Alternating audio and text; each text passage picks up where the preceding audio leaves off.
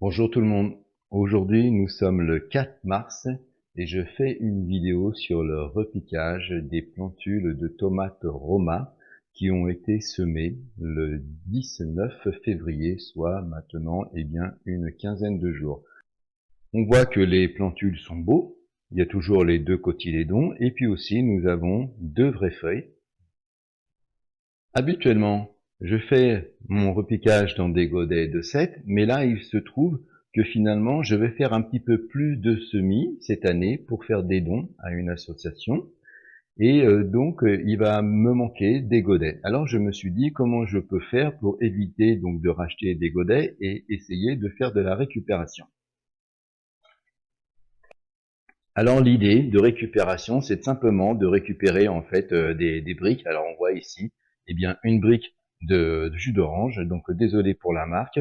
C'est pas une vidéo sponsorisée. C'est vraiment simplement pour l'illustration.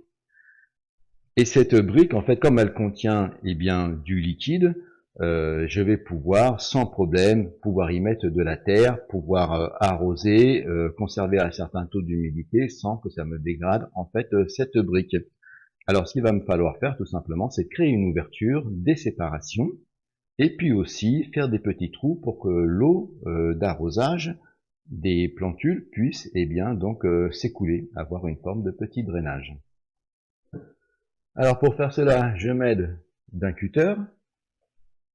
Je commence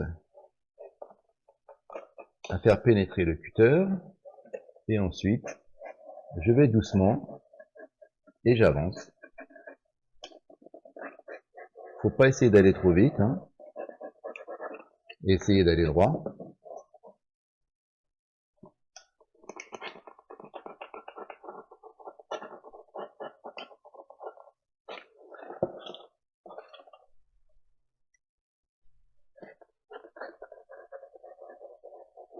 Avec une lame de cutter neuve, ça aide aussi.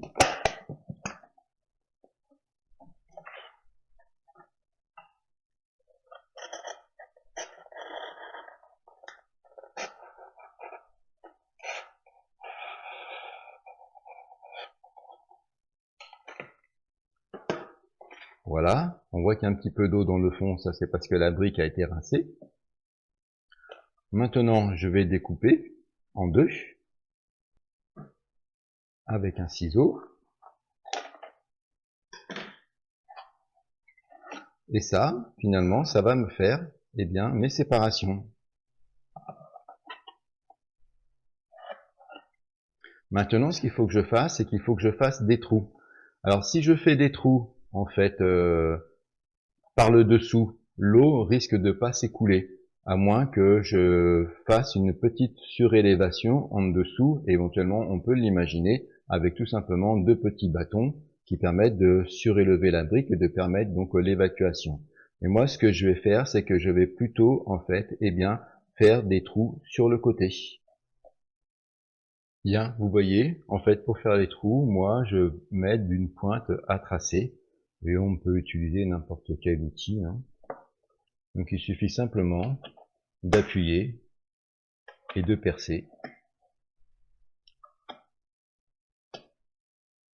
Alors, je fais des trous à peu près à un peu plus de 1 cm, hein, je pense, de distance, et je fais ça sur toute la longueur.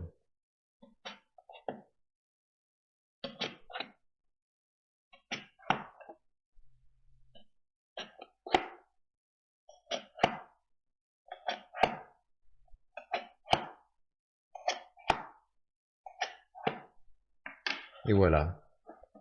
Je l'ai fait de ce côté et avant je l'avais fait aussi de ce côté. Maintenant, il me reste tout simplement à mettre ma terre dedans et à planter mes petits plantules. Voilà, on peut voir ce que ça donne une fois que j'ai mis le petit terreau spécial en fait semis. Donc j'ai mis les petites séparations. Si c'est un peu grand, pas de souci, on peut venir en fait couper. Et en plus, après, on peut se servir en fait de petits éléments coupés comme une petite étiquette pour indiquer à quoi correspond la culture.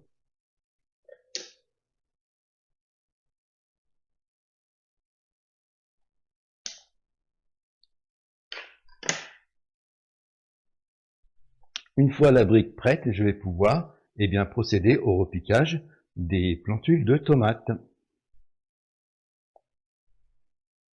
Ici, je vais m'aider d'une cuillère pour prélever les plantules sans gêner les autres cultures qui sont à côté.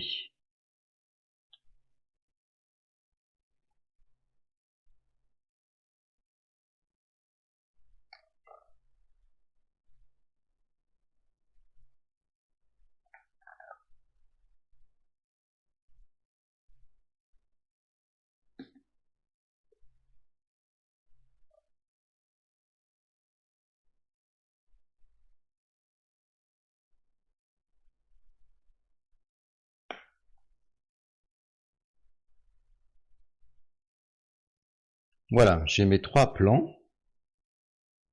Maintenant, je représente ma brique.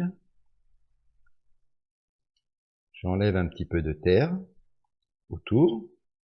Je fais un trou jusqu'au fond et je viens loger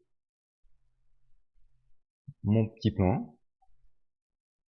Je descends le plus loin possible dans le fond, de sorte à ce que sur la longueur de la tige, cela me développe aussi donc des racines. Je tasse légèrement et je fais la même opération pour les autres plantules.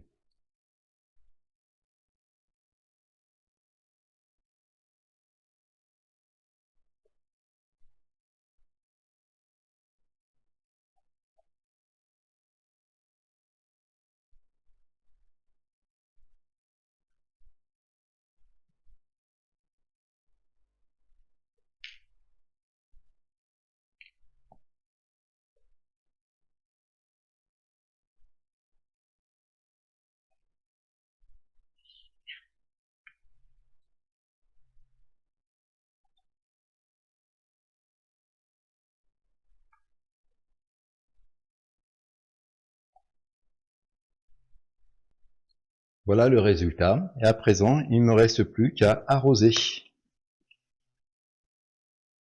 généreusement pour bien humidifier le substrat.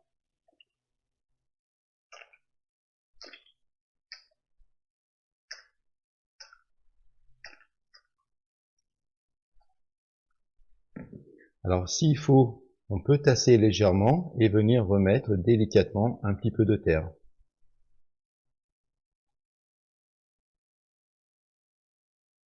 Mais normalement, là, il y a suffisamment de quoi faire. Et à présent, cette brique, je vais la positionner tout simplement dans mes mini-serres à l'intérieur, qui sont sous tapis chauffant, et aussi avec un éclairage, un accompagnement en lumière avec un éclairage LED.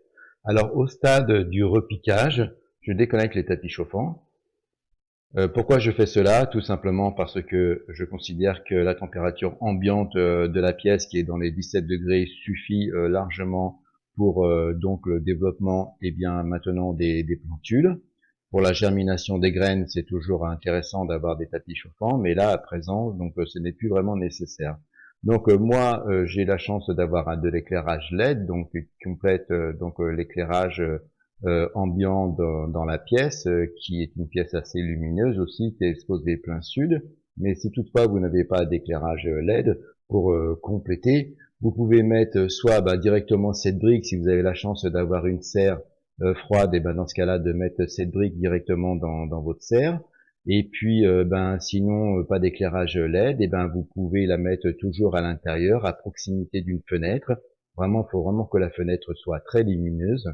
Et puis pensez surtout à souvent tourner la brique de sorte à ce que toutes les feuilles en fait reçoivent la même quantité de lumière. Sinon, ça risque de filer vraiment d'un côté et ça va pas être bon pour le plant. Sachez que en général, à proximité d'une fenêtre, il faut vraiment que la fenêtre soit vraiment très lumineuse pour que le plant se développe vraiment dans une bonne condition, pour que la plante puisse faire en fait sa photosynthèse. Voilà les amis, je vous dis au revoir et puis à une prochaine vidéo. Ciao, bye.